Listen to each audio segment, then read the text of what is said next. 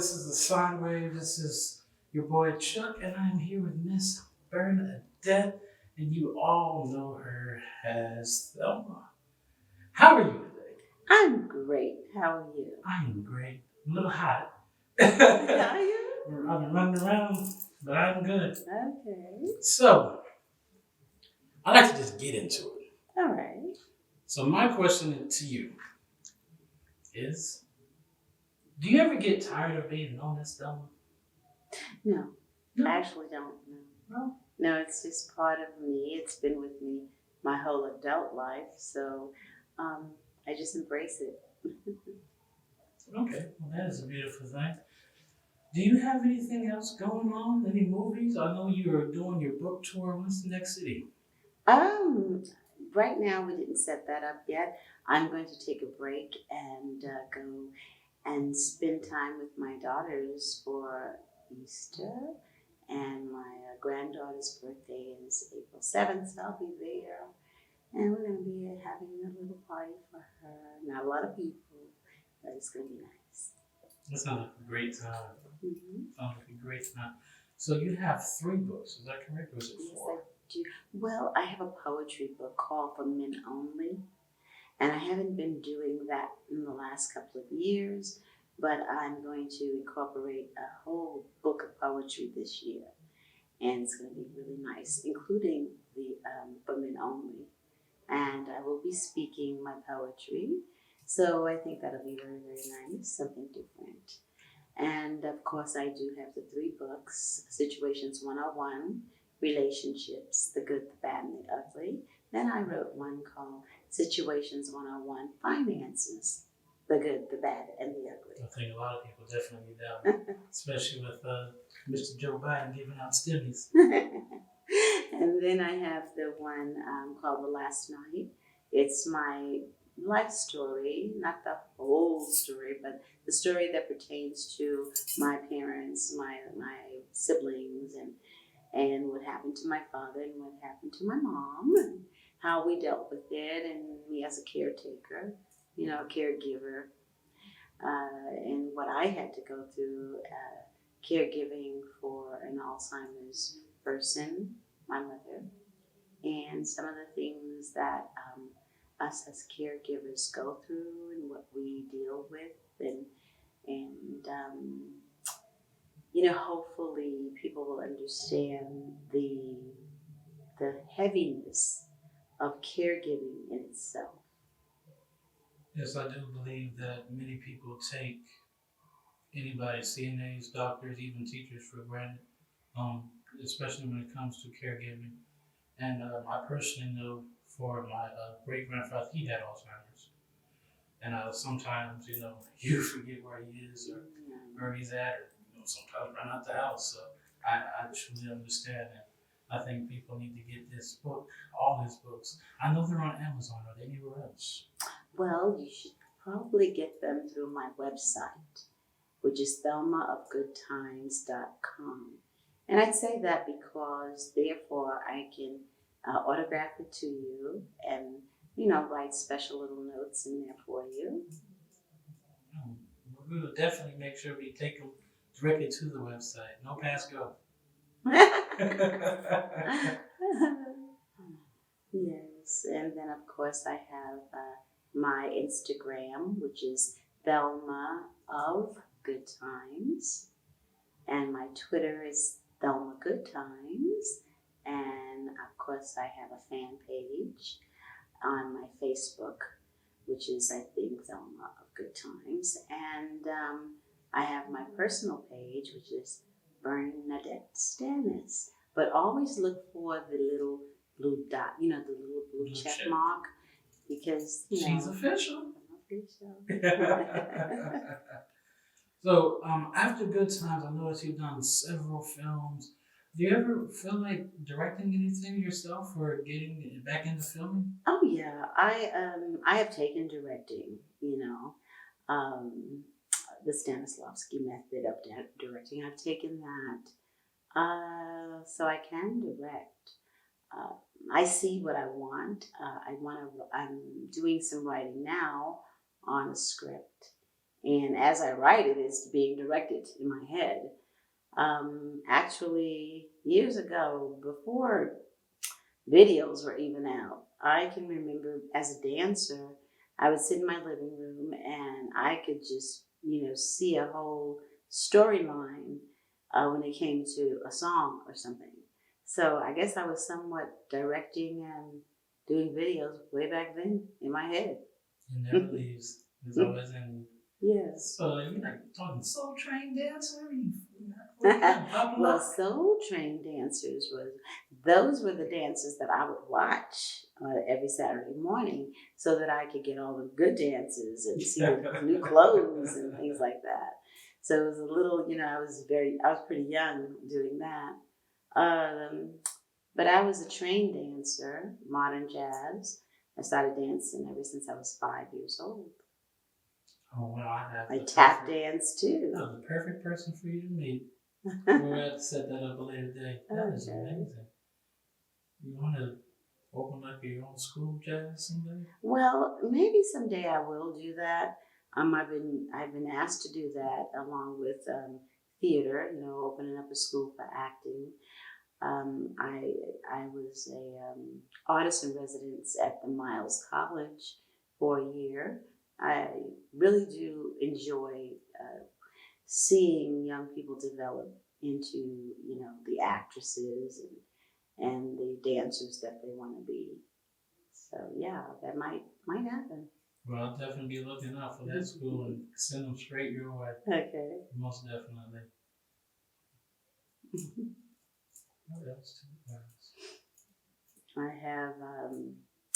I have two daughters, and they're more in the medical field. I have a daughter at Meharry Medical School, and she's studying to be an orthopedic surgeon. And I also have a daughter there that works for a doctor doing research. And the research is pertaining to Alzheimer's. So, wow. Yeah. Hopefully to get some breaking development soon. Yes, we need that. So being on the road, do you find it hard to balance family life, or are you just used to it by now? I'm very used to it by now, and my children are used to it. We communicate with each other like hourly, so it's it's like even probably more so when I'm on the road. Now that we can FaceTime and they call me anytime they want. There's no restrictions. But when I'm working, I don't answer the phone if I'm book signing or if I'm doing something. They understand that.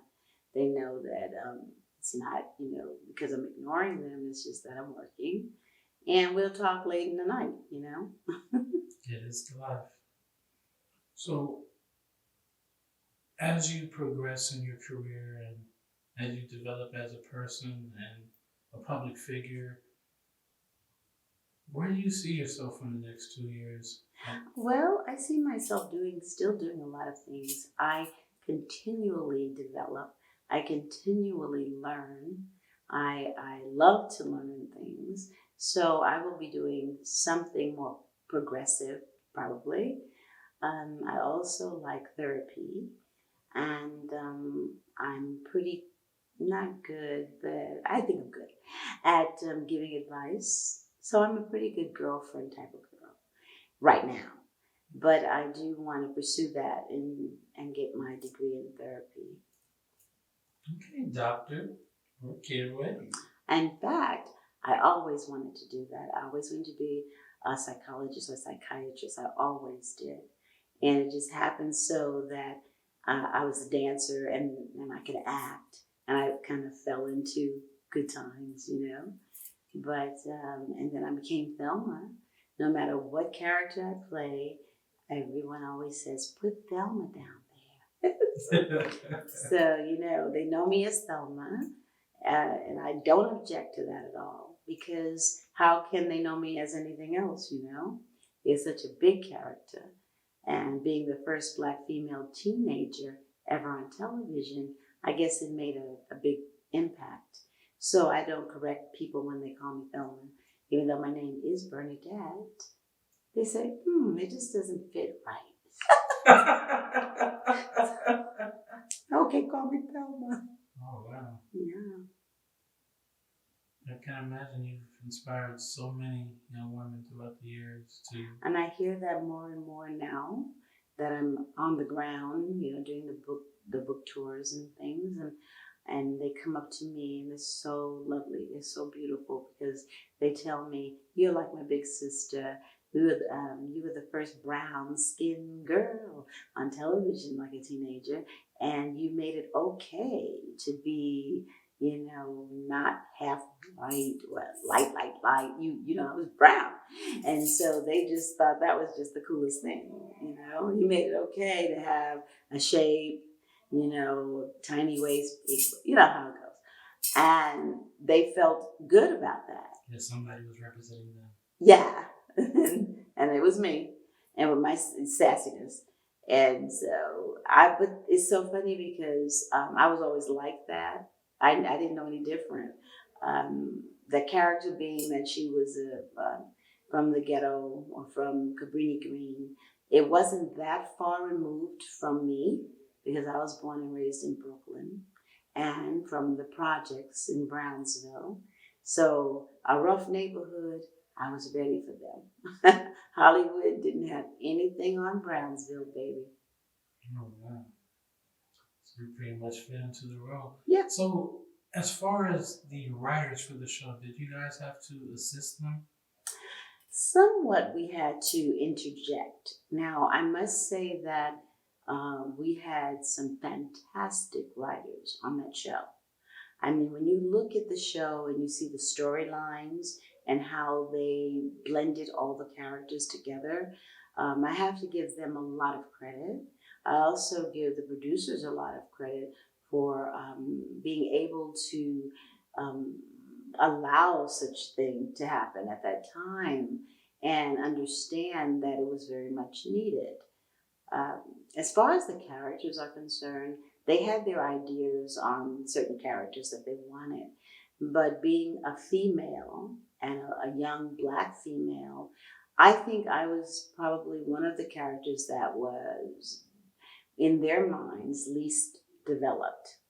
And so they gave me a lot of lines like, "Hi, Mom, hi, Dad, shut up, JJ," and I was always in the bathroom. And being that I was a trained actress from Juilliard, I got a little bored with that after 6 months. And I remember going to Miss Esther Roll, whom I called Mother, "Mom." And I said, "Ma," and this is true. I was getting so bored. One week I was so bored. I was like, nothing to do. I mean, what can I do to fill up my time? So I went to her and I said, "Mom, I think I could do a lot more. I'm getting kind of bored." And she knows what that means. It's like, okay, well, we gotta look into this character. So she said, "Well, let me handle it." And when we did our next reading, of course, I had my famous 5 or 6 lines in the show. And the show was, read and over. And then she said to the producers and the writers while we were there, she said, "I want to ask a question." And being the star of the show, they had to, listen to her. And she said, "I want to ask a question. Um, are you ashamed of my daughter?" They said, "No, Esther, we're not ashamed of her." They said, "Well, is she retarded or something?" And I went, "Where did that come from?" You gotta Wait a hit minute where now. it hurts. That's a whole nother character I got to develop here. So then they said, "No, we're not. No, she's not." So she said, "Okay, well, my son JJ has a lot to say, and my son Michael has a lot to say. Well, I would like to see my daughter have a lot to say. I want her to have a voice as a young woman. I want her to have a voice." So they said, "Certainly." So after that, she advised me to go up to the producers and sit down with them and the writers and tell them who this character was. So actually, I kind of developed Thelma myself. It's powerful. That is amazing and powerful. Yeah. You don't get a chance to do that these days at all. No, you don't. So I think that's why the character was so well rounded, you know. Because she was you. Yeah, because I knew her. Wow. Got me over here. My face hurts, smiling so hard. Oh, really? That's amazing. Yes. Yeah. So be able to do that in that time. In that time. Yes. Well, being the first, we didn't know what to expect, you know, and they wanted the show to be the best that it could be. And so everything was open for that. And as I look back now, 40 years later, and I see the way we're represented now, I said, oh my God, what an open door I had to develop such a nice little character. You know, she was a pioneer. Yeah. And to this very day, mothers will come up to me and they'll let their teenage daughters watch the show.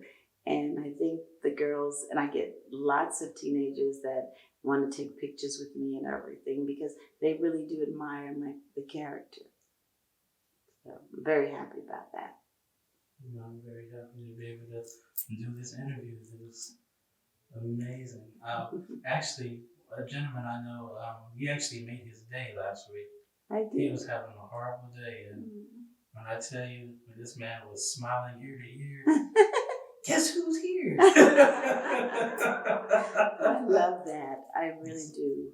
I really, really do. Because, you know, I always get this. I always get from the guys, you were my first crush when I was a little boy.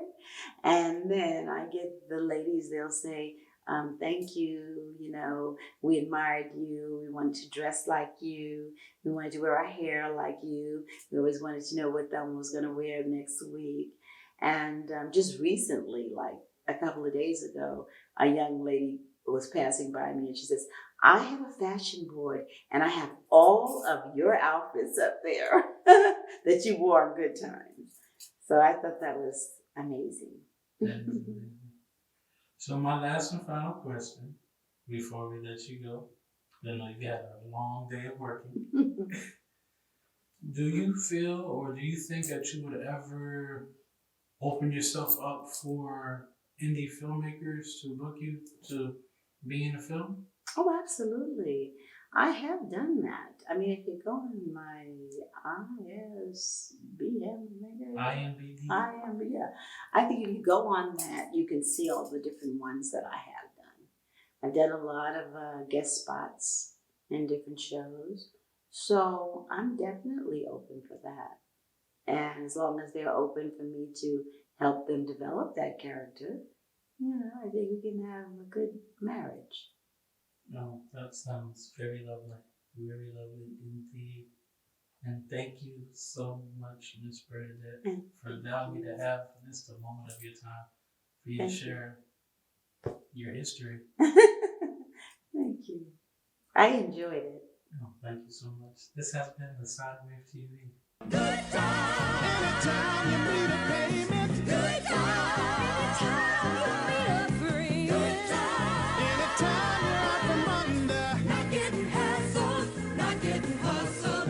Keeping your head above water. The Beckplex offers high-quality, wholesome, and affordable entertainment in a clean, quaint, and well-designed facility. We offer rental space for weddings, reunions, private parties, business meetings, training seminars, conferences, and events for the entire family. Our flexible space allows you to custom build your events at an affordable price. With easy access, 20 minutes from any location in Richmond, Columbia, Aiken, and Edgefield County. The Beckplex can turn your occasion into a celebration. Call us today for a free quote.